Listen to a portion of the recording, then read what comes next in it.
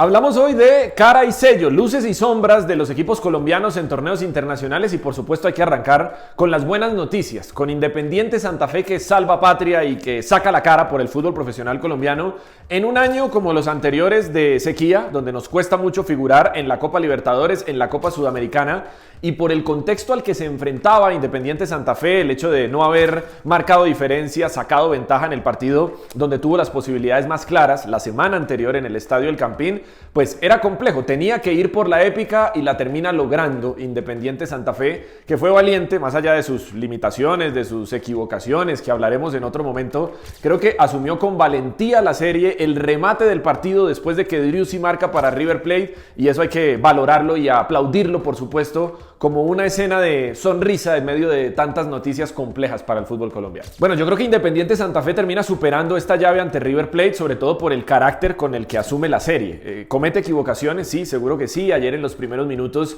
River pudo conseguir más de una anotación y sentenciar la serie temprano, cobrándole muy caro aquellas posibilidades que sobre todo en los pies de Nahuel Bustos tuvo Independiente Santa Fe en el partido de ida. Dos de ellas estrellaron en el palo, la otra la termina tirando por fuera, pero yo valoro sobre todo eso, porque creo que en la mentalidad del futbolista colombiano, de los equipos colombianos, está muy instalado el afrontar esos escenarios agachando la cabeza y dando todo por perdido muy temprano. Cuando a Santa Fe le anotan, con todo y que no había tenido una versión brillante y que enfrentaba a uno de los equipos grandes del continente, del mundo en términos de clubes, con un estadio gigante que rugía a su alrededor, pues decide ir a buscarlo, a tomar riesgos y termina consiguiendo la acción del penal, que luego con mucha personalidad también y con mucho carácter, a propósito de lo que estamos hablando, Fagundes termina cambiando por el gol del empate para el cuadro cardenal.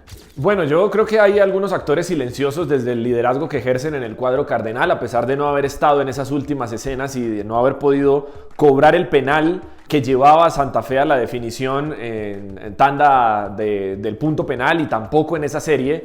Creo que hay que hablar siempre del liderazgo de Hugo Rodallega y de otros futbolistas que a partir de su jerarquía, de su carácter, logran imprimir y contagiar esa confianza en Independiente Santa Fe. Sin embargo, creo que acá hay dos grandes rostros, sobre todo en el partido de vuelta. El primero de ellos es Fagundes. Yo creo que hay que tener personalidad, hay que asumir con mucho carácter estas escenas como lo hace Fagundes, primero para pedir la pelota en ese penal del minuto 80 que termina llevando a Independiente Santa Fe a la definición, y luego el quinto penal. Escuchábamos a Pablo Repeto en esa conversación con los futbolistas y lo único que parecía estar claro en Santa Fe cuando se definían los turnos era que Fagundes cobraba el quinto. Dice, Fagundes cobra el quinto, ¿quién va con el tercero? ¿Quién va con el cuarto? ¿Quién va con el segundo? Y el quinto habitualmente pues se le deja al que tiene no solo mayor capacidad, sino mayor frialdad, mayor capacidad mental de asumir esos escenarios complejos. Así que hay que valorar lo que hace Fagundes con el penal en el tiempo regular y con el penal en la tanda, porque si lo fallaba ese quinto penal, no estaríamos hablando de esto. River Plate estaba clasificado a los cuartos de final. Y el otro, por supuesto, Asprilla, y creo que esa es una de las escenas lindas que nos da el fútbol. Un portero que no se imaginaba que iba a ser titular en la Copa Sudamericana, porque por delante estaba y con un muy buen rendimiento, como es habitual, Andrés Mosquera Marmolejo.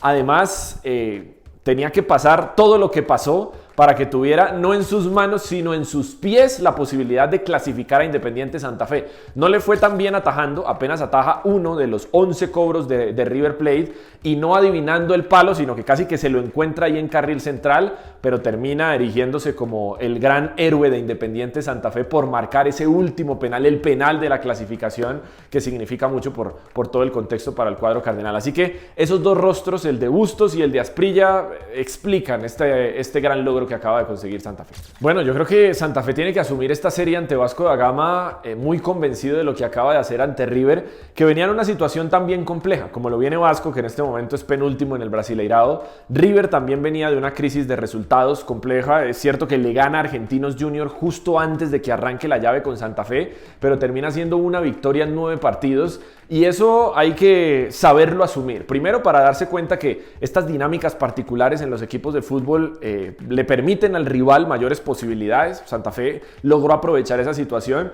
pero como bien declaró Daniel Torres, Hugo Rodallega, el mismo Andrés Mosquera Marmolejo, a pesar de no haber podido estar en serie, a estos equipos se les respeta yéndolos a buscar, jugando, proponiendo. Eso creo que fue lo que hizo Independiente Santa Fe. En el papel puede ser favorito Vasco da Gama por sus nombres, por sus figuras, por el valor de su nómina, pero al no estarla pasando tan bien, y ese recuerdo fresco de lo que acaba de suceder ante River Plate de Argentina puede alimentar la ilusión, la expectativa de Santa Fe de por qué no volverse a meter en una semifinal de un torneo que ya ganó como la Copa Sudamericana. Sí, pues al otro lado está Deportes Tolima y su eliminación, que termina resultando lógica. Creo que la clasificación de Santa Fe no es tan lógica. El favorito era River, sobre todo en el partido de vuelta. Acá sí termina dándose la lógica, porque Independiente del Valle es uno de los equipos más serios del continente en el tiempo reciente, un equipo acostumbrado a facturar montos mucho más grandes, a vender jugadores, a exportar jugadores, mucho más habituado también a estos escenarios de definición en campeonatos Conmebol, y con un proceso más largo, traía una racha que sigue extendiendo, no solo de partidos en los que no pierde, sino de victorias. Hay que ir hasta mayo para encontrar una derrota de Independiente del Valle que ya superó los 15 partidos consecutivos ganando. Así que el favorito era Independiente del Valle, y al frente se encuentra un equipo lastimado, primero porque el proceso que traía, proceso interesante que lo metió en una final del fútbol colombiano, que le permitió superar 2 fases previas y luego la fase de grupos de Copa Libertadores, se interrumpe abruptamente porque su entrenador toma la decisión de aceptar otra propuesta económica y dejar tirado al Deportes Tolima, que le toca de alguna manera pues remendar rápido, contra el tiempo.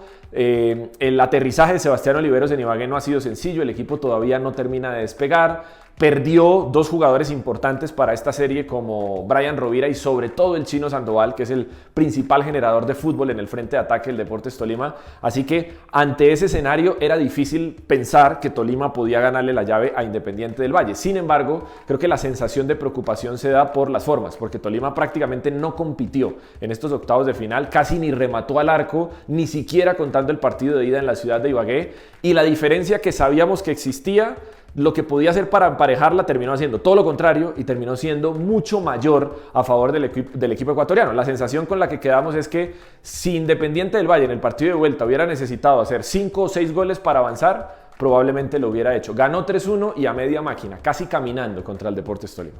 Ahí está entonces el panorama de los equipos colombianos con luces y sombras en torneos Conmebol, pero queremos leerlos. Ahí está abierta la cajita de comentarios y los esperamos en golcaracol.com y todas nuestras plataformas digitales. Caracol.